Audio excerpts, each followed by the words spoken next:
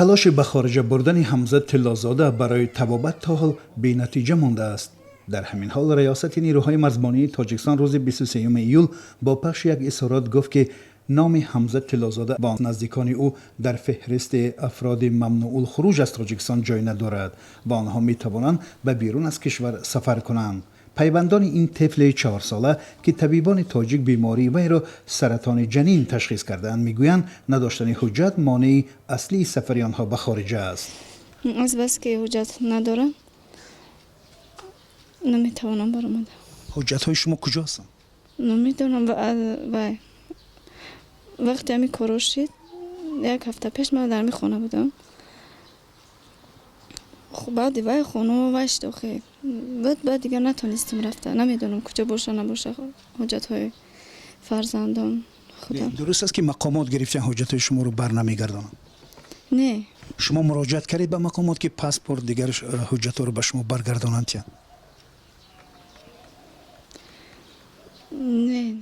حمزه 4 ساله نبیره رهبر حزبی در تاجیکستان ممنوع نهضت اسلامی موحدین کبیری است. طبیبان قره بالا که حمزه آنجا طبابت گرفته است مشورت دادند که این بیماری این طفل در خارج کشور طبابت می شود. 5 ماه می شده قریب. همین 5 ماه می شد که شما جراحی کردید؟ کدوم کورس قره بالا؟ نه کورس. برای چی اپراسیون کردید؟ اون بیماریش چی بود که اپراسیون کردید؟ و گفتن خیلی کیسته نمیدونم. خوب. بعد این ورم از کجا آموس از کجا پیدا شد؟ نمیدونم. پیش از بردن راه گشته میتونید؟ دویدن، خیستن، حاضر چی؟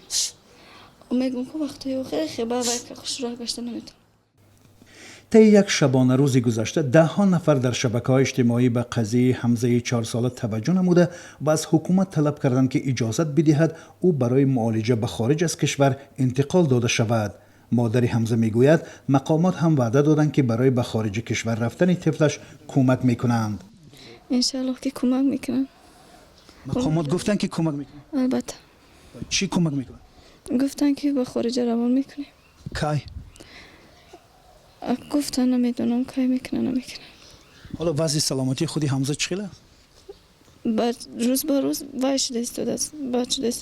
حالا معلوم نیست که در امید از کدام جانب بروی این طفل باز می شود، ولی مادر حمزه چشم براه است که مانع ها برطرف می شود و حمزه با کمک هر کسی نباشد به پا می خیزد.